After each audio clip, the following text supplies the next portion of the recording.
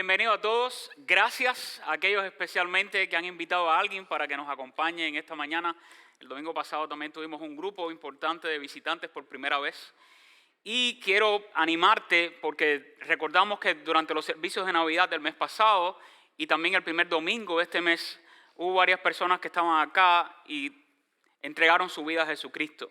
Un próximo paso para ti es el bautismo, que es declarar públicamente que Jesucristo es tu Salvador y es tu Señor. Así que si tú tienes preguntas o quisieras conocer un poco más acerca del bautismo, yo quiero animarte que al finalizar este servicio, por favor te acerques a cualquiera de las dos estaciones de bautismo. Hay líderes allí que están listos para conversar contigo y responder todas tus preguntas. Quiero invitarles a buscar en sus Biblias el Evangelio según Lucas, capítulo número 10. Lucas, capítulo número 10, vamos a leer los versículos del 38 hasta el 42. Y he titulado este mensaje, Manos ocupadas, corazón vacío. Manos ocupadas, corazón vacío. Lucas, capítulo número 10, los versículos del 38 hasta el 42. Dice la palabra de Dios. Aconteció que yendo de camino, entró en una aldea, y una mujer llamada Marta le recibió en su casa. Esta tenía una hermana que se llamaba María, la cual sentándose a los pies de Jesús, oía su palabra. Pero Marta se preocupaba con muchos quehaceres y acercándose dijo, Señor, ¿no te da cuidado que mi hermana me deje servir sola? Dile pues que me ayude. Respondiendo Jesús le dijo, Marta, Marta, afanada y turbada estás con muchas cosas, pero una sola cosa es necesaria. Y María ha escogido la buena parte, la cual no le será quitada. Oremos. Padre, nosotros te damos muchas gracias por tu amor y te agradecemos la bendición de estar en este lugar adorándote, orando a ti, disfrutando tu presencia y también escuchando tu palabra. Tu palabra es viva y tiene un poder sobrenatural para penetrar en lo más profundo de nuestro ser, confrontarnos con nuestra realidad y ayudarnos a ver aquellas cosas que quieres cambiar en nosotros. Úsala ahora con tu Espíritu Santo para edificarnos, para alentarnos, para animarnos y para seguir haciendo transformaciones fundamentales en cada uno de nosotros. Es en el nombre de Jesucristo que te lo pedimos humildemente. Amén, Señor. El inmigrante en los Estados Unidos vive bajo la presión del sueño americano, que para muchos llega a convertirse en la pesadilla americana. ¿Por qué? Porque entonces cuando ya usted se ve obligado por las circunstancias y quizás por la situación financiera o el estatus legal en este país y todos los gastos que conlleva poder arreglar ese estatus legal, hay quienes asumen el desafío de trabajar incluso no solo 40 horas, hasta 60 horas, y he conocido personas que llegan a trabajar hasta 70, 80 horas a la semana. Eso es bestial. Pero decimos, no queda de otra, ¿no? Quizás es una etapa, espero que sea una etapa y pronto pase. Y hay etapas así. Pero resulta ser que esa pesadilla que inicialmente acariciamos como un sueño nos está de alguna manera alejando de nuestra comunión con Dios. Y también nos está alejando de nuestra familia. Porque a más horas fuera de casa trabajando, pues menos tiempo para dedicar a la familia y tener conexiones que son fundamentales, importantes en este nuevo contexto. Así que en este país, con el deseo de asegurar un mejor futuro a nuestra familia, cosa que no es nada mal, las responsabilidades financieras que comenzamos a tener, los deberes normales de la vida cotidiana nos empujan a trabajar prácticamente sin parar, sobre todo a los emigrantes. Esto causa que comencemos a vivir en un ritmo frenético, en una sociedad que ha sido catalogada por un filósofo como la sociedad del cansancio. Y si tú y yo no decidimos, en medio de toda esa ocupación, detenernos, tomar descansos de calidad, entonces te puedo advertir que el sistema te consumirá, te aplastará y te marchitará interiormente. Añadiendo a esto también la tensión de que muchos no llegan a tener un seguro médico y de pronto se ven sorprendidos por una enfermedad en la que nos obliga a tener que asumir un gasto para pagar por la atención médica, deudas que pagar por trámites migratorios que son costosos, el miedo en algunos a ser deportados, la presión de trabajar turnos extras para asegurar la capacidad de ingresos que se necesitan, o también algunos que se sienten muy presionados con la gente que dejamos en nuestro país y entonces tengo que trabajar más porque tengo que ayudar a mi gente al lado de allá y tengo que enviar la remesa. El dinero que no tengo si no trabajo horas extras. Y todo ello produce de manera obligatoria una soledad por estar distantes de nuestra familia, siempre haciendo más, trabajando más, esforzándonos más, hasta como en algunos casos que conozco, o yo mismo lo he experimentado, el cuerpo te avisa y te dice, para. Algo interiormente en ti por la mañana quiere salir disparado de la cama, hacer todo lo que hay que hacer, pero el cuerpo te dice, no. Conocí a alguien, sí, por cierto, bastante joven, adulto pero joven, y que llevaba un ritmo de vida así. Una mañana de esa se levantó, se sentó y pensó que podía andar. No pudo levantarse, no pudo. Su cuerpo le dijo, hasta aquí, basta, necesitas descanso. Y hace más de 2000 años, en una región muy lejana a Houston, una escena semejante tomó lugar. Alguien se sintió también bajo alta presión por la inmensidad de la carga de trabajo y los quehaceres diarios que le invadían. El resultado, irritación, inconformidad, reclamos, falta de claridad en lo que es más importante en la vida. Y la Biblia nos está relatando aquí en Lucas 10 que Jesús, después de haber andado, entra en una aldea y fue recibido en casa de unos amigos. La casa de Marta, de María y de Lázaro. Fue una llegada inesperada, no es como acá. Hay lugares donde uno planea ciertas llegadas y dice, oye, de aquí a 4 meses voy a estar allí. Estoy entusiasmado por volvernos a ver. O usted hace una llamada y dice, no, ya llego dentro de media hora. No, esto fue una visita inesperada. En aquel momento no existían celulares, no existía ni siquiera telegramas. ¿Se acuerdan de los telegramas? Un telegrama para avisarle que llego en 10 días. No había nada de esto. Se llegaba, se tocaba, aquí estoy. Y muchos comentaristas y estudiosos del Nuevo Testamento piensan que aquí en el pasaje se está mencionando únicamente a Jesús. Jesús iba acompañado por sus 12 discípulos. Así que no es una llegada inesperada de una persona. Nosotros sabemos los hispanos que donde comen 2, comen 3, pero no 13. Eso lleva más esfuerzo, genera más gasto y energía en la atención que hay que poner. Porque son 13 personas ocupando un espacio físico que quizás pueda ser reducido, ocupando el baño, ocupando la atención de quienes están recibiendo la visita. Así que en la trama aparecen varios personajes que son claves. Uno de ellos, María, hermana de Marta y de Lázaro, y creo que vea el versículo número 39. ¿Qué hace María cuando llega el visitón, el grupo de los 13? Dice la Biblia que Marta tenía una hermana que se llamaba María, la cual, esto fue lo que hizo en medio de todo el ajetreo, la cual sentándose a los pies de Jesús, oía su palabra. Y quiero que observen 2 formas verbales que describen la disposición y la actitud de María en medio de esta visita. Dice, sentándose a los pies de Jesús. María estaba como estábamos nosotros ahorita cantando, nada más. Quiero estar en tu presencia, nada más. Mientras los demás estaban ocupados mirando a ver cómo servían a Jesús y al resto de sus discípulos. Así que para algunos hoy, sentarse a tomar un descanso de calidad es un lujo. Y Marta, cuando miraba a María, decía, te estás dando el lujo de estar sentada a los pies mientras hay tanto para hacer. ¿No les ha sucedido así que de pronto tú dices, me merezco un descanso, déjame sentarme aunque sea 10 minutos? Tú acabas de llegar del trabajo o acabas de terminar una faena intensa y te sientas, pero llega esa persona que te dice, ¿y tú qué haces sentada? ¿Ya botaste la basura?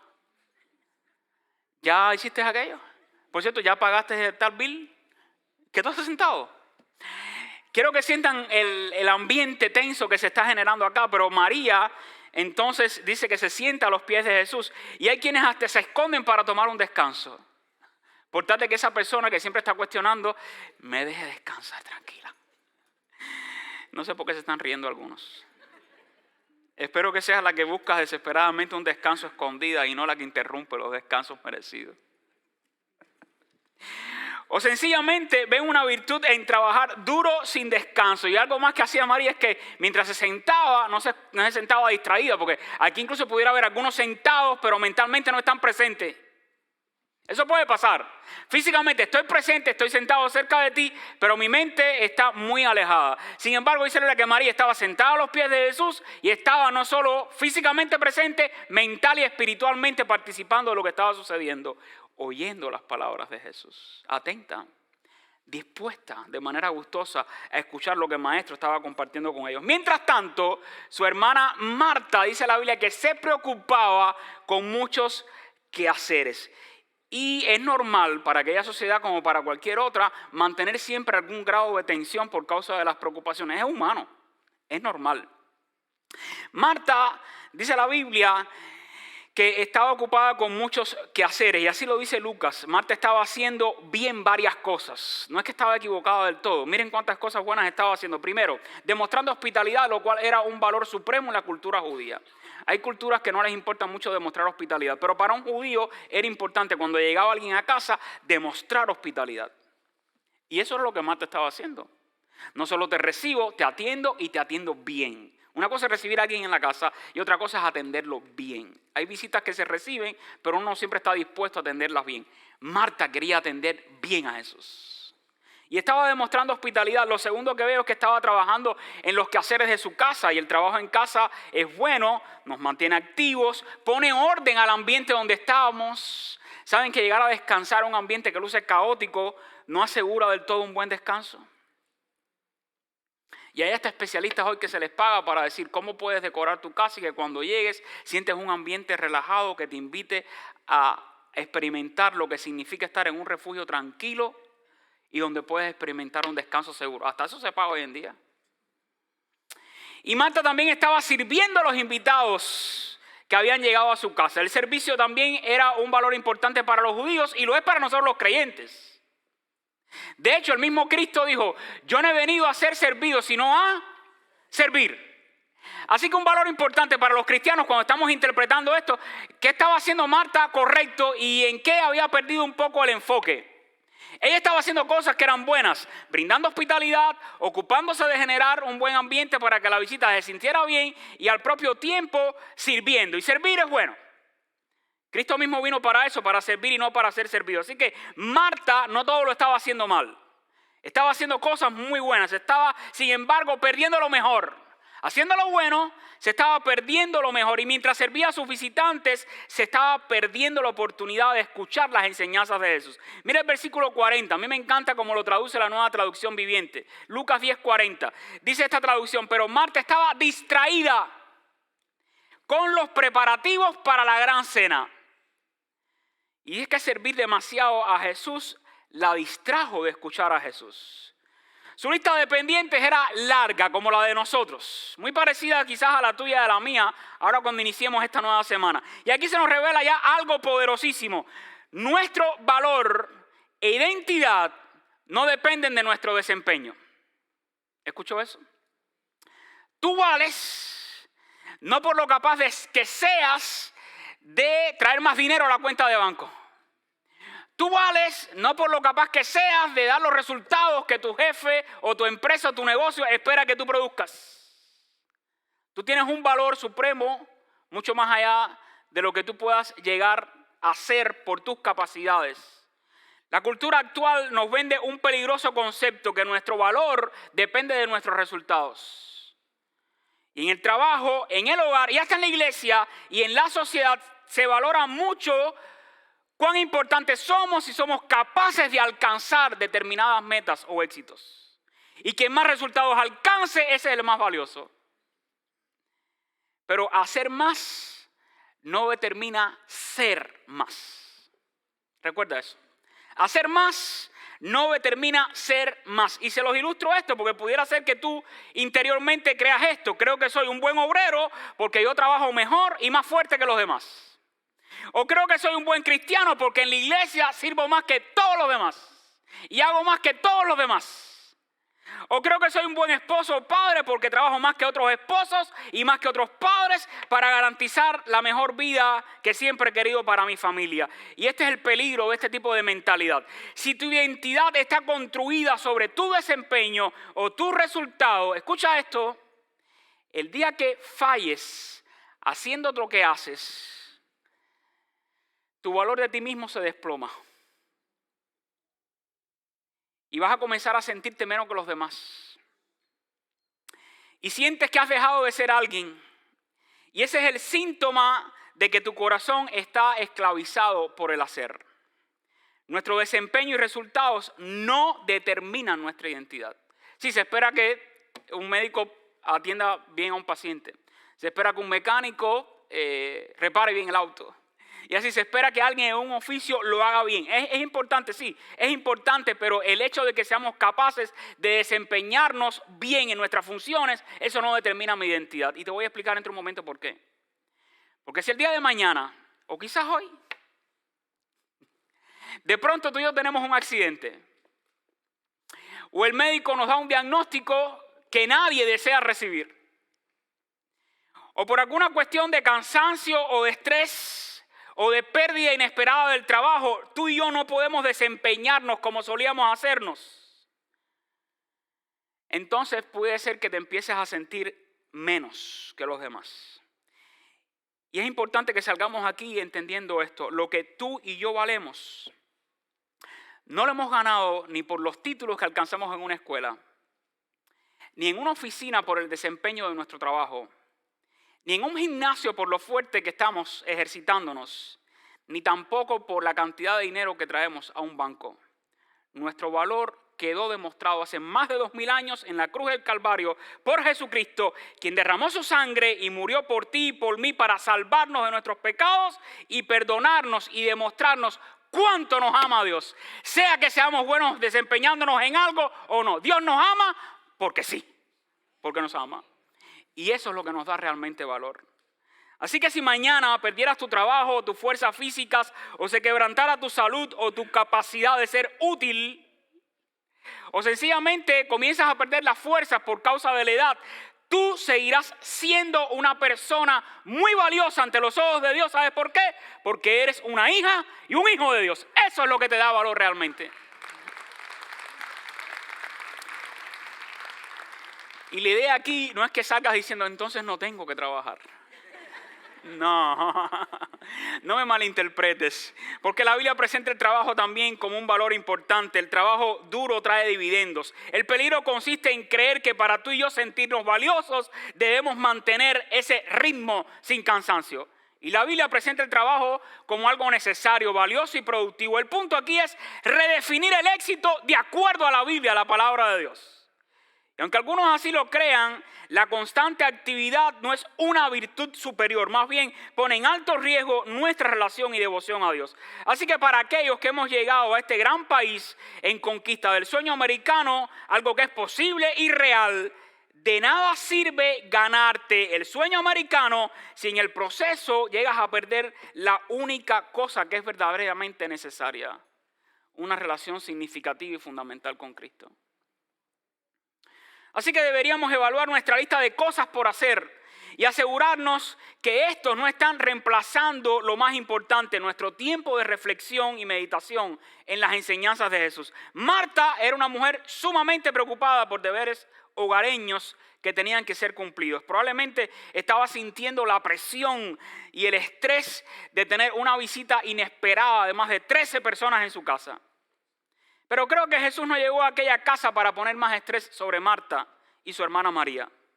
Y lo puedo asegurar con absoluta seguridad por las palabras que le dedica más tarde a Marta.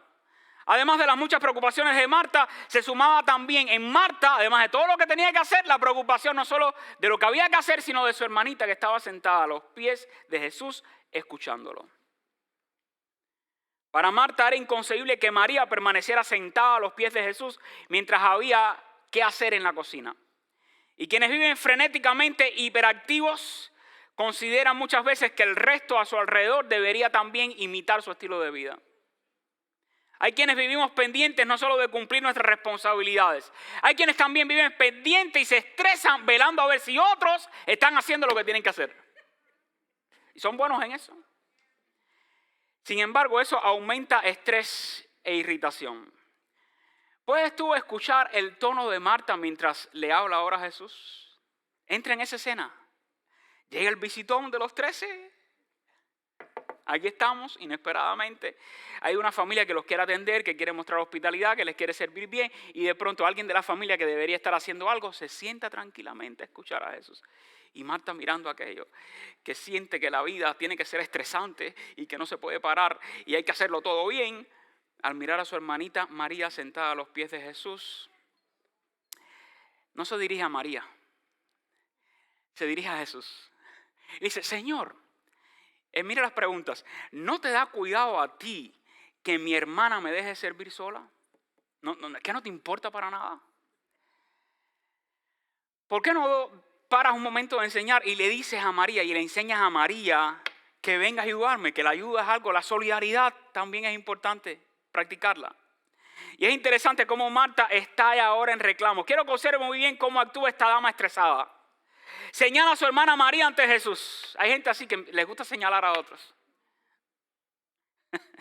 Me pregunto por qué no fue directamente a su hermana María a reclamarle y a decirle, levántate, vamos, ayúdame. Porque Marta está creyendo que María es una perezosa en un momento crítico. Pero además hace un reclamo doble a Jesús. Primero le pregunta, ¿no te da cuidado que mi hermana me deje servir sola? Y el segundo, dile que me ayude. Díselo. Así que Marta está creyendo que Jesús es un desconsiderado y está a reclamarle a Jesús. ¿No te da cuidado? ¿No te importa? ¿Alguna vez usted ha recibido reclamos por causa de una presunta desconsideración en el cumplimiento de tus deberes en el trabajo o en la casa? El individuo llega molesto, hemos visto esos rostros, ¿no? Llega molesto, irritado, enfadado, quizás queriendo aguantarse los deseos de algo que quiere decir y hacer, pero se aguanta un poquito más. Y con genio empieza a pedirle, dile por favor a estos que no están haciendo nada que hagan lo que tienen que hacer. Y por cierto, ¿no me consideras? Marta apela a Jesús, su invitado en casa, que diga o haga algo por la actitud de su hermana María. Marta se siente sola, como se siente mucha gente estresada hoy en día con la sobredosis de trabajo, cargando con el servicio a los invitados. Y esta es su percepción. Es importante entender que existía una enemistad entre Jesús y sus amigos Marta, María y Lázaro. Así que Marta aquí no está extralimitándose con un extraño que llega a su casa y pidiéndole que haga algo por la actitud de su hermana María. Imagina el tono con el que Marta le está hablando a Jesús. Y es que en ocasiones, no solo las palabras que intentamos comunicar, muchas veces el tono dice más que las propias palabras. Fulano me dijo esto. ¿Ah, sí? ¿Y cómo te lo dijo? ¿Con qué tono te lo dijo? A veces el tono pesa más. Y en ocasiones el tono de la comunicación es mucho más elocuente que el mensaje que intentamos comunicar. El tono de su voz pudo haber comunicado irritación, frustración, pero pongámonos en su lugar. Al fin y al cabo, tú y yo también pertenecemos a una sociedad tan estresada como se sintió Marta y es fácilmente que nos pongamos en sus sandalias. Resulta frustrante cuando estamos haciendo nuestro mayor esfuerzo, trabajando en una responsabilidad que debe ser compartida en grupo, mientras hay otros que no hacen nada. Así que también hemos experimentado ese sentimiento de Marta. Quienes vivimos en familia hemos experimentado también esto muchas veces. Alguien de la familia que debería cumplir su deber no toma cuidado, entonces quienes llevamos la carga más fuerte del trabajo hogareño, venimos a otro de la familia y le decimos, haz algo con esta situación. Pídele a fulano y a mengano que me ayude. Y Marta está haciendo lo mismo y le reclama a Jesús, dile a María que me ayude. Díselo. Así que se puede sentir la tensión en ese instante de reclamo y el problema es señalado de forma directa y abierta por Marta. Hay trabajo importante que hacer, pero no todos los que deben estar sirviendo lo hacen. Y la petición directa de Marta suena justa y lógica. Ellas habían recibido una visita inesperada de estos hombres. Deberían trabajar en equipo para servir a la visita. Y quisiera imaginar en ese momento, aunque no se describen en la historia bíblica, en la trama, pero me gustaría imaginar las miradas. Trata de imaginarlas también. Las expresiones o el lenguaje corporal de la escena que viene a continuación. Pero no logramos verlo todo, solo escuchamos ahora la voz de Jesús respondiendo esto, versículo 41. Marta, Marta, afanada y turbada estás con muchas cosas. Y quiero que circule estos dos términos porque tienen un significado tremendo. Afanada, voy a explicar lo que significa. Y el otro, turbada. Y por cierto, estás afanada y turbada no con una, con dos o con tres cosas. Con muchas cosas. ¿No te das cuenta? Y al observar las palabras originales del texto bíblico, Jesús le dice a Marta, estás sufriendo el afán y la turbación, que no solo son sentimientos, sino estados mentales. Y esto es lo que genera. Estar afanada es una palabra de un verbo griego que tiene una raíz fascinante que significa dividir. Es una mente dividida. El afán es aquello que fragmenta tu mente, que la divide. Y Marta está allí físicamente, pero su mente estaba dividida en la cocina, en los invitados, en servir al grupo, en ver a su hermana que no está ayudando, en ver a Jesús que le está dejando a sus pies, en vez de decirle que venga a ayudarme. ¿Qué efectos se producen cuando tú y yo llegamos a tener una mente dividida con muchas cosas, no solo con uno? Cuando tenemos una mente dividida por los biles que hay que pagar, por la salud que debo atender, por los asuntos migratorios, por los hijos que no hacen lo que tienen que hacer, por otros que están incumpliendo con sus deberes. Esto es lo que sucede, se nubla nuestra capacidad de distinguir entre lo que es urgente y lo que es importante. Y el efecto más inmediato de una mente dividida es lo que se conoce como ausencia funcional. Y esto es lo que estaba pasando. Marta estaba en la misma habitación que estaba ocupando el Hijo de Dios y se estaba perdiendo a Jesús. Yo recuerdo cuando todavía vivía en Cuba y mi hermano fue el primero que emigró, mi hermano mayor. Y después de varios años mi hermano logró venir a visitar a nuestra familia en Cuba. A mi abuela que ya tenía como 97, 98 años, estaba muy pronta a partir de este mundo, mi mamá y todo lo demás. Fue una de las primeras visitas y entonces empezamos a observar algo. Y es que en la casa estábamos tan ocupados en hacerlo sentir tan bien a él y a su familia que nos estábamos perdiendo tiempo de disfrutarlo a él los pocos días que podía ir a la isla. Así que en una próxima visita les sugerí, si tienes posibilidades, vamos a pagarle a alguien para que cocine y para que limpie y mi mamá y los demás podamos estar contigo y disfrutarte a ti. Y algo parecido estaba pasando aquí. Jesús no siempre iba a estar con ellos. Jesús no siempre iba a venir a la casa de ellos, a sentarse, a enseñarles, a conversar. Y teniendo esa oportunidad de tenerlo ahí, de escucharlo, Marta de alguna manera se lo estaba perdiendo. Una mente dividida también luce para ilustrarlo de una manera que podamos entenderlo mejor. ¿Cuántos de ustedes utilizan celulares inteligentes o móviles inteligentes? ¿No les ha pasado que de pronto usted ve, ¿y por qué se me está agotando tan rápido la batería? Y cuando te das cuenta, si es que te das cuenta, es porque tienes varias aplicaciones abiertas. ¿Sabías tú que mientras más aplicaciones abres, más rápido se agota la batería también? Eso es lo que pasa en el cerebro. Una mente dividida en muchas más cosas que hay que hacer. Porque tengo que atender esto y esto y esto y esto y esto y esto y esto. La energía mucho más rápido se reduce. Y el interior más rápido se seca. Asimismo, una mente dividida gasta nuestra energía activando todas nuestras funciones hasta desgastarnos interiormente. El resultado es un cansancio mental, emocional y hasta físico crónico que, por cierto, el sueño no siempre puede reparar. Y el otro término, turbado, es una palabra que está queriendo significar un ruido como las muchas aguas. Cuando uno se acerca quizás a una cascada, a una caída donde cae fuertemente el agua, ese ruido es lo que está tratando de significar el término turbada. Es una intensa agitación emocional, un ruido interno tan fuerte que te agita, que te irrita. Y se usaba para describir ese estrépito de una multitud ruidosa en movimiento o del agua desordenada y caótica que va cayendo. Así que Marta no solo tenía la mente dividida, sino que en su interior había un ruido caótico. Y el efecto físico y mental de la agitación interior, ¿sabes cuál es? El agotamiento. Así que la turbación interior nos roba la paz. Jesús está ayudando a Marta a reconocer eso. Quizás tú estás pensando que María está haciendo algo que no debe hacer, pero tú estás experimentando una condición que deberías evitar a toda costa. Lo que estás haciendo es bueno, pero hay algo mejor. Lo que estás sirviendo, la manera en que quieras atenderme es bueno, pero hay algo mejor. Y lo mismo se nos está diciendo a nosotros, una sociedad también caótica y que nos estamos consumiendo cada vez más en hacer más, en lograr más, en trabajar más duro, en lograr mejores éxitos, en alcanzar una mejor vida, que quizás son cosas buenas, pero nos estamos perdiendo lo mejor. Y Jesús no solo diagnostica el problema en Marta y en nosotros, sino que provee la solución. Versículo 42. Marta, estás afanada y turbada, tienes una mente dividida y hay tantas cosas que quieres hacer que hay un ruido tan fuerte en tu interior que estás perdiendo tu paz. Y le dice, pero una cosa es necesaria, entre muchas, una.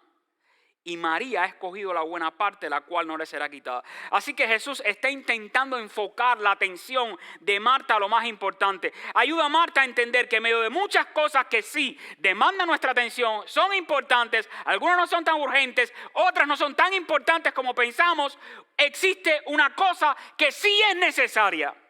¿Y a qué se refiere Jesús cuando dice una cosa es necesaria? Primero, permítanme explicar lo que no significa. No significa que tengamos que ser irresponsables desatendiendo quehaceres y responsabilidades que se espera que tú y yo cumplamos. No significa tampoco convertirnos en personas negligentes, excusándonos para no hacer lo que debemos hacer. Ahora no, déjame orar y leer la Biblia. Y te pasas 2 horas y 3 horas y después que cierras la Biblia y oras tampoco haces lo que tienes que hacer. Si te preguntara para ti qué es lo prioritario en la vida, qué es realmente lo más importante, ¿qué me dirías? Si tomaras quizás en tu app de notas o un lápiz, un papel, y yo te diría, quiero que escribas ahí lo que es prioritario para tu vida, ¿qué serías? Bueno, déjame ayudarte. Si tú quieres identificar lo que es prioritario para tu vida, cuando algo es prioritario para nosotros, es aquello a lo que le dedicamos más nuestra energía, nuestra atención, nuestro dinero, nuestra presencia. Pues algunos piensan que estoy haciendo lo más importante porque ya doy el dinero, doy mis fuerzas, doy mi energía, pero no estás dando tu presencia. Que a veces es más importante que todas esas otras cosas. Y también sabes que otra cosa es prioritario o me demuestra que es prioritario para nosotros cuando estamos también dando la experiencia de vida. Marta y María están regalando a Jesús aquí su hospitalidad, atención y servicio. Pero Jesús les está regalando su presencia, su tiempo y sus enseñanzas. Por ejemplo, alguien que llegó a ser muy ocupado porque era rey. Obviamente un rey está ocupado. El rey David, él decía lo que para él era prioritario. Salmo 27:4. Una cosa le he demandado a Jehová y esta voy a buscar. Que esté yo en la casa de Jehová todos los días para contemplar la hermosura de Jehová y para inquirir en su santo templo. Pero Pablo, que era un gran líder, por cierto, muy ocupado, también dejó bien clara su prioridad. Él dijo en Filipenses 3, versículos 13 al 14, hermanos, yo mismo no pretendo ya haberlo alcanzado, pero una cosa hago, una cosa. Olvidando ciertamente lo que queda atrás y extendiéndome a lo que está delante, prosigo a la meta, al premio del supremo llamamiento de Dios en Cristo Jesús. Entonces, ¿qué significa una cosa es necesaria? Significa sentarnos a priorizar nuestro tiempo con Dios. Eso es precisamente lo que estaba haciendo María. Estaba disfrutando un tiempo de serenidad y de calma, descansando a los pies de Jesús. Y alguien pudiera decir, pastor, pero si usted quiere que yo haga eso, eso es lo que vas a añadir una actividad más a la lista diaria de quehaceres que tengo que hacer. Y aunque dedicar tiempo a escuchar a Jesús se trata de algo más para hacer entre tantas otras ocupaciones que tú y yo tenemos que cumplir diariamente, esta ocupación trabaja más en nuestro ser. Las otras en lo que hacemos, pero esta en lo que somos. En nuestro interior, en nuestro crecimiento espiritual. Así que la respuesta de Jesús a Marta es una importante lección de discipulado. Creo a la luz de la Biblia que una marca inconfundible de un discípulo de Cristo es una gustosa disposición para sentarse a escuchar. Y se los digo, pues llevo varios años, ya décadas siendo pastor. Y en las iglesias pues hay hermanos que gustosamente les encanta servir y trabajar. Usted los ve así, que no paran.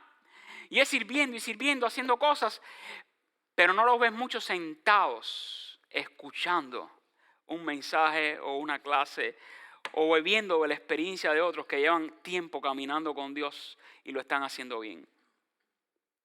Pero una marca inconfundible de un discípulo de Cristo no es solo decir yo amo a Cristo, a mí me encantan las cosas del Señor, disfruto muchísimo de la iglesia. Una marca inconfundible de alguien que realmente ha conocido a Cristo es sentarse a escuchar a Jesús, como lo estaba haciendo María.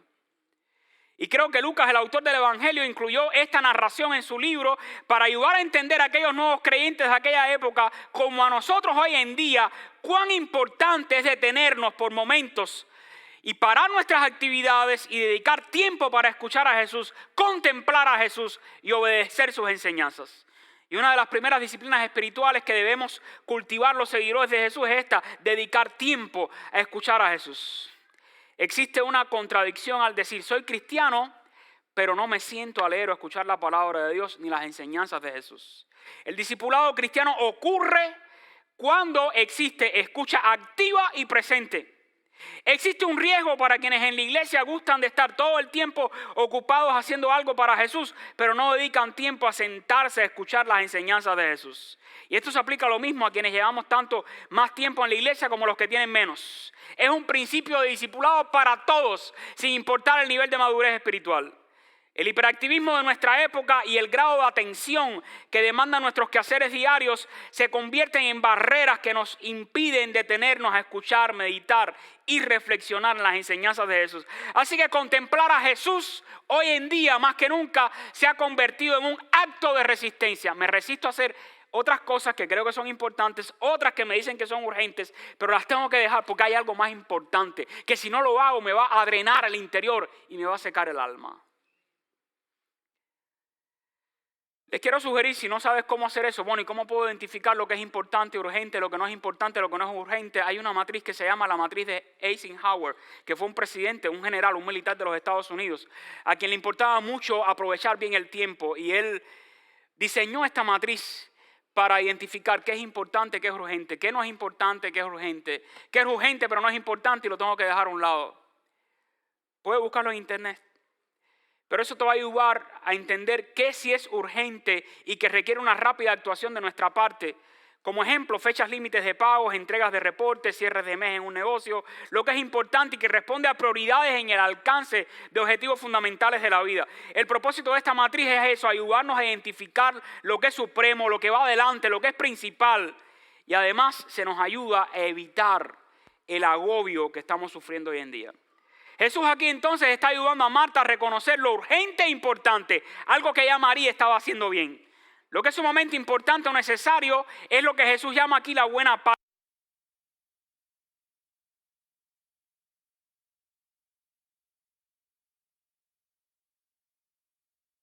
La buena parte, por cierto, tiene repercusiones eternas y presentes. Jesús no iba a estar siempre cerca de Marta y de María. Esta era una oportunidad que no se repetiría y Marta no la estaba aprovechando del todo como debía. Y versículo 42, una sola cosa es necesaria, y me encanta esta última expresión: María ha escogido, escuche este término, María, la que estaba sentada a los pies de Jesús, escuchando sus enseñanzas, ella ha escogido la buena parte, la cual no le va a ser quitada. Quiero que subraye esa expresión: ha escogido la buena parte. La buena parte que Marta, quizás sin querer o sin darse cuenta, se estaba perdiendo. La buena parte se disfruta cuando se escoge. Cuando tú y yo la elegimos. Cuando tú y yo decidimos lo que queremos. Así que esa buena parte, pasar tiempo con Dios, es una decisión, según las palabras de Jesús, consciente, racional, personal, intencional. Dedicarnos a contemplar a Jesús, detenernos ante el hiperactivismo que nos azota hoy para escuchar su voz, aprender de sus enseñanzas, es algo que, según Jesús, puede ser elegido por ti y por mí. Eres tú quien decide si quieres pasar tiempo con Dios o no. Somos tú y yo quienes intencionalmente priorizamos lo más importante, le entregamos nuestro tiempo, nuestra atención y nuestra presencia. Déjame decirte, en la vida siempre vamos a vivir con la tensión de qué hago entonces ahora y por qué lo hago. Recientemente visité a un pastor en el hospital que tuvo que someterse a una cirugía seria. Estamos esperando los resultados. Cuando llegó a la habitación, le había avisado yo a la esposa que iba. Había otro compañero de nosotros del ministerio ahí y me siento a conversar con él. Le digo, oye, espero que tu esposo te haya dicho que yo llegaba, porque a veces hay momentos en que no es conveniente llegar, pero sí, yo estaba esperando tu visita. Y de pronto me dice, no, mi esposa está afuera, está conectada con un grupo de oración. Claro, ella sabía que nosotros veníamos, así que no dejó por negligencia al marido solo en la habitación, después de la cirugía, no. Ella sabía que estábamos nosotros con él y aprovechó y se fue a conectar con un grupo de oración. Y a mí me da muchísimo la atención, porque dije, caramba, qué situación tan difícil esta, y bueno, esperando a ver qué va a pasar, esperamos lo mejor de parte de Dios. Pero me llamó mucho la atención que esta hermana y amiga nuestra entendió que era importante que en medio de una situación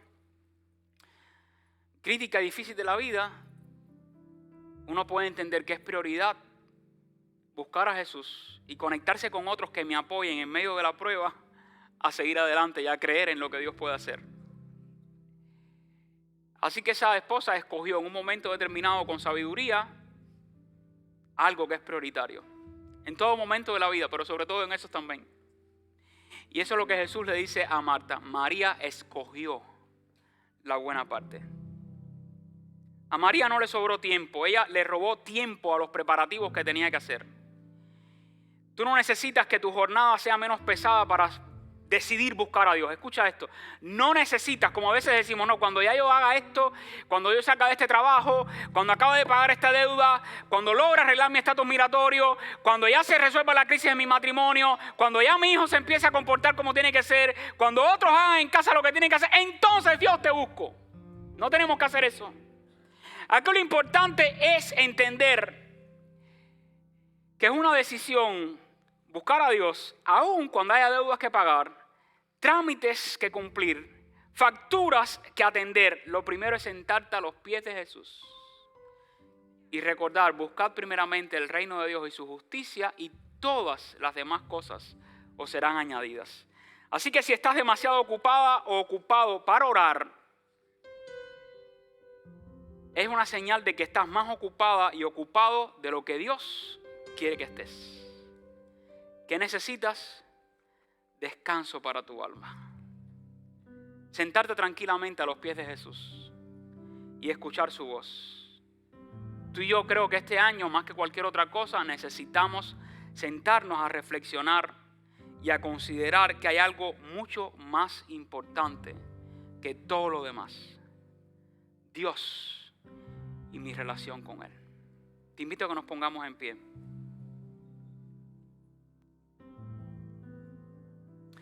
Y si esta mañana viniste aquí con una carga demasiado pesada, un problema que te está agobiando, o te está azotando alguna dificultad o crisis que está intentando robar tu paz interior, una vez más te decimos, tú no estás sola, tú no estás solo. Aquí tienes una iglesia contigo. Y a mí me gustaría que mientras cantemos, si tú sientes que hay una situación en tu vida en que necesitas la intervención sobrenatural de Dios para experimentar descanso en tu alma, ven aquí delante. Hay hermanos que están listos para orar por ti. Si hay algo muy personal que no quieres decir, está bien. Solamente dile, ora por mí. Dios sabe cuál es la carga que estoy llevando. Dios sabe cuál es el problema que estoy enfrentando. Dios sabe cuál es la preocupación que hay en mi mente. Por favor, ora por mí. Y si es algo que puedes compartir, compártelo libremente. Y deja que otros oren por ti. Así que ven adelante, pide descanso para tu alma que únicamente puede dar Dios. Y los demás vamos a cantar y alabar al Señor.